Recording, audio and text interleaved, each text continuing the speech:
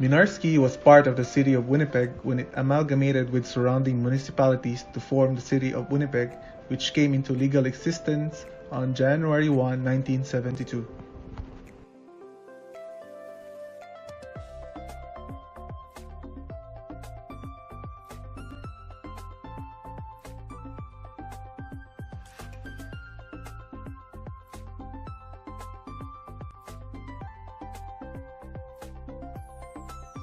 Minarski Ward is a diverse ward in Winnipeg that is part of Lord Selkirk, West Kidulgan community and is bounded by the north lot limit on the north side of Lansdowne Avenue on the north, the Manitoba Hydro Power Line east of 5th Street on the west, McPhillips Street on the east, and Mountain Avenue on the south, much of the ward encompassing what we consider to be the north end. St. John's Park, McCrae Park, Holy Trinity Ukrainian Orthodox Metropolitan Cathedral, a graffiti, and some random pics.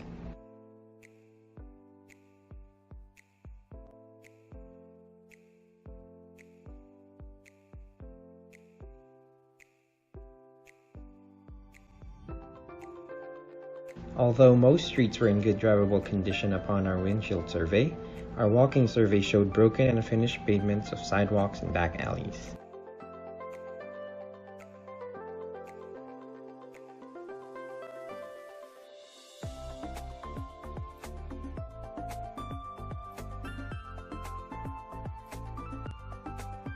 Majority of the population residing in Minarski Ward uses their own vehicles as their means of transportation, with 76%, 15% uses public transit, 6% walks, 2% uses their own bicycle, and 1% with other methods. Now time for some trivia. The total population in Minarski Ward is 49,808 as of 2017. This is an increase of 7,000 in just 6 years. Based from the statistics, the First Nations and Métis were the vast majority among the Aboriginal groups in Minarski Ward. Inuit consist of only 0.2% of the total Aboriginal ancestry. Filipinos were the leading minority group commonly seen in the community. They account for 66% of the total visible minorities. This is followed by the Blacks at 10%, Southeast Asian at 8%, and 16% consist of the other visible minorities. A greater number of population in Minarski Ward were single at 37%, followed by married at 32%.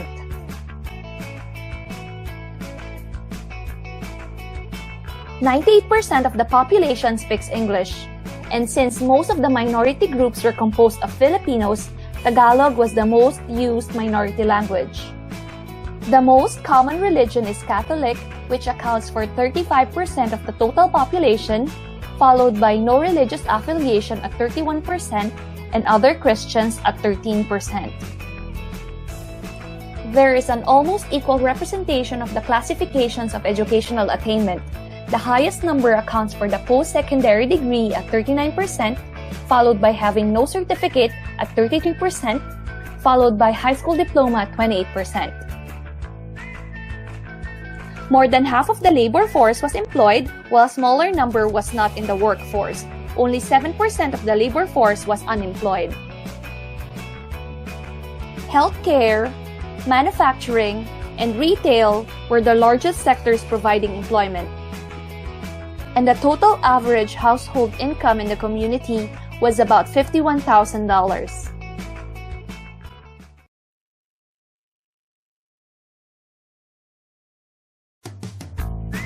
Let's focus about the strengths of the community. Merchants Corner provides students family affordable housing and holistic and strategic approach to education. The presence of Merchants Corner motivates more residents to go back to school, resulting in earning university degrees, more paid labor force, and building stronger, healthier communities.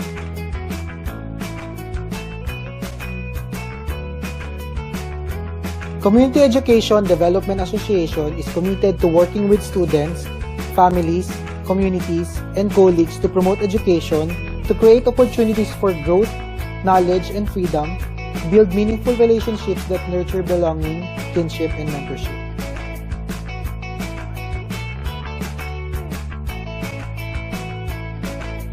Mama Bear Clan is a volunteer community group with the mission of making Main Street a safer place to live, whether that be in our community, our homes, or ourselves.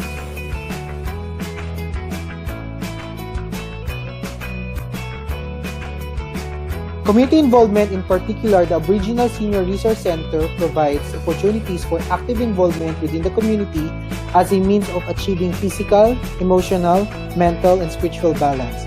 They also create an environment that will generate a sense of community resources and develop a strong focus.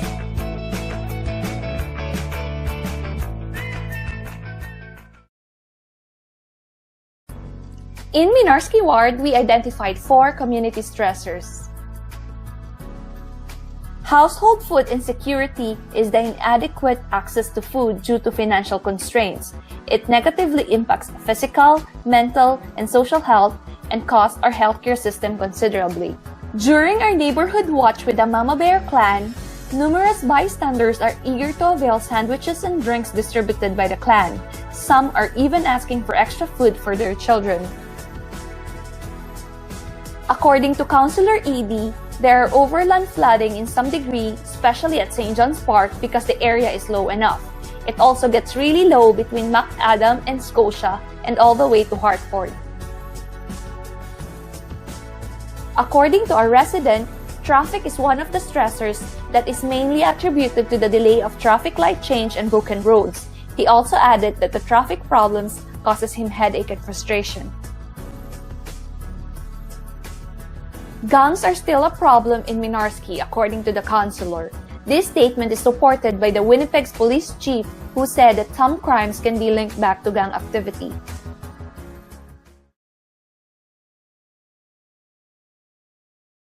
The biggest health problem that I think we have, and it does result in lots of crime and stuff, is this addictions, right?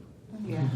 So when you're going to find higher levels of addiction in areas of poverty. Like I said, in the evenings you have CETA Pathways, which is a community group, an asset, that helps, their mission is to help kids get through high school, because the graduation rates in the North End are quite low. Nice to hear that. And, or I wouldn't even say graduation rates, like lots of kids are dropping out of school.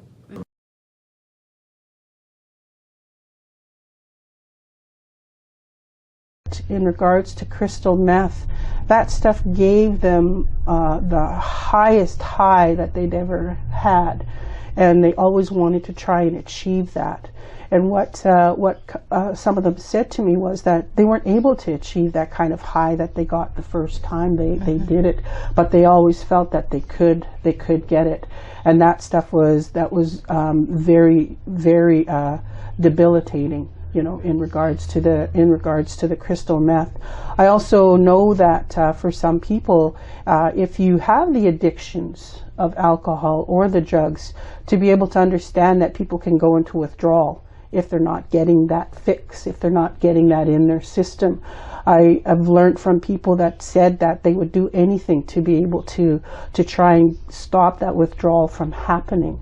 Some people would say that they would even steal from their own family member because that addiction is so strong that they need to replace it no matter what they have to do in that. So that's very scary for us.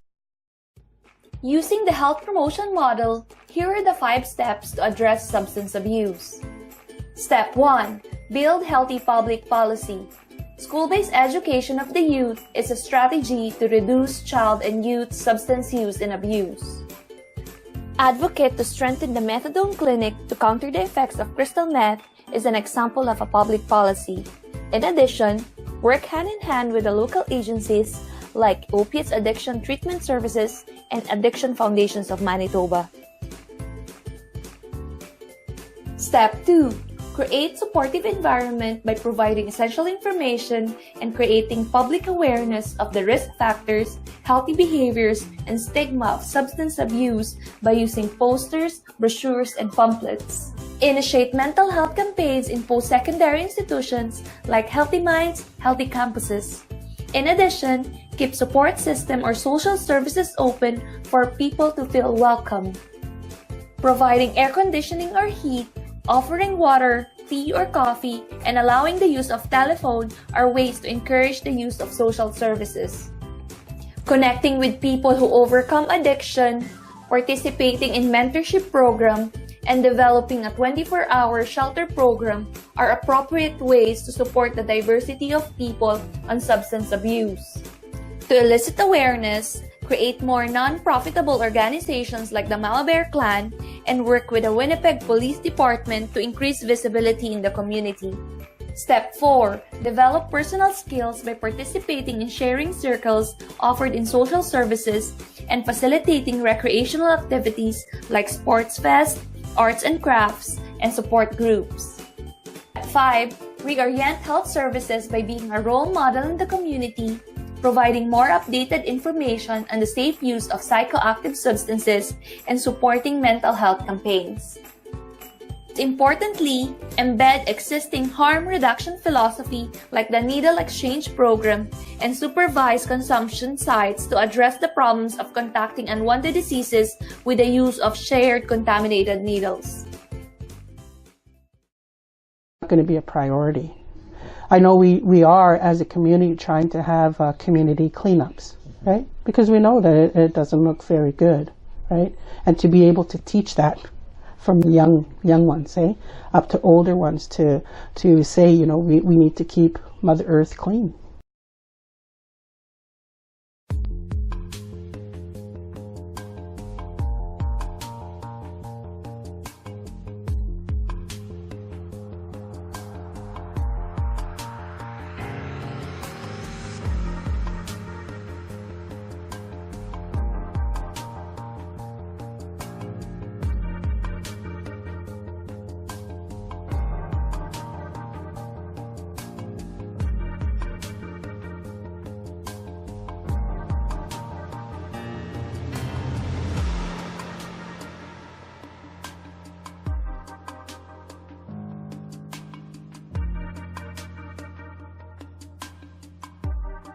Interventions in community level are as follows.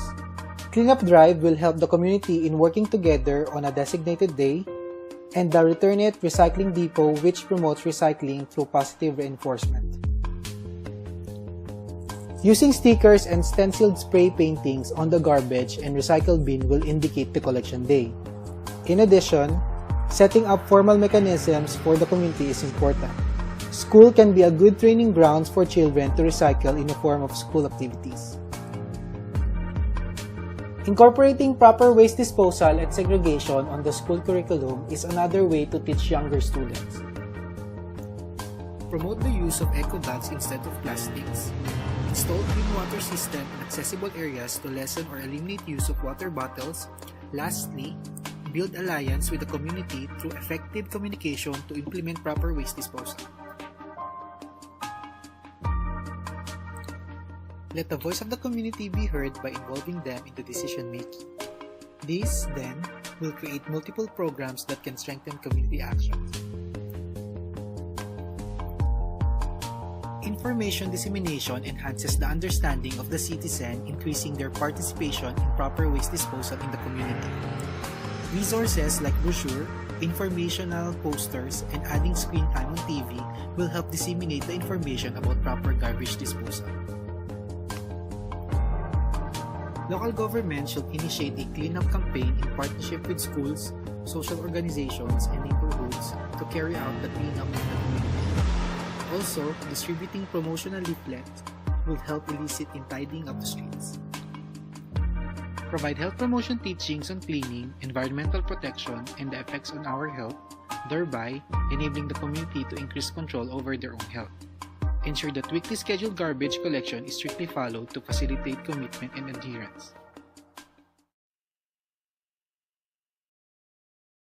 You know, there's been challenges with the youth actually attending school, probably a little bit more than when I was skipping school, but I know the ratings have gone in some of the areas in our community here.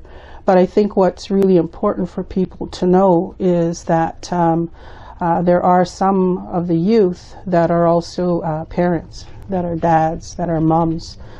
So in regards to going to school, if there isn't some kind of support system, that the kids are going to be staying at home, taking care of the kids. And here are the ways to address out-of-school youth. Build healthy public policy. First, adjusting school hours for students who cannot attend the morning classes. Second, mandatory programs such as drug and alcohol awareness, mental health literacy, and education. Third, having student council in school. Fourth, anti-bullying policy and campaign. Fifth, internship program to be part of the academic curriculum and opportunity to secure employment for deserving students who wish to work for finishing high school. Creating supportive environment. First, form study groups and peer tutoring. Second, pursue their interests such as sports, arts, dancing, singing, and drama. Third, become a youth-friendly school by providing posters containing slogans. Fourth, create mini food bank inside the school campus. Fifth, provide daycare programs for children of students under 18 of age who wishes to continue their education. Strengthening community actions. 1. Encourage media and art projects such as graffiti and broadcasting. 2. Award ceremonies to acknowledge academically outstanding students. 3. Fortify SIDA pathway. 4. Provide information about bursary programs, awards, and scholarship through pamphlets. Develop personal skills. Provide workshop to teachers, mentors, and parents because they are the key individuals in providing access to learning opportunities. Reorient health services. 1. Hold cultural competence program and counseling. 2.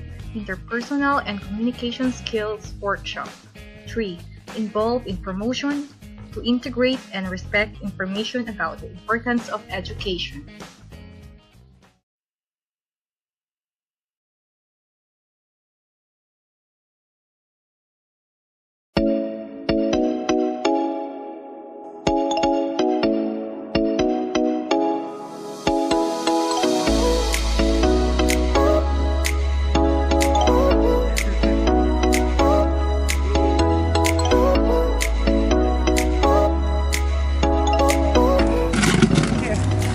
You want the pointy end to be facing down all the time because when you pick the container up and the needle's facing upwards, that's when you can poke yourself and get poked.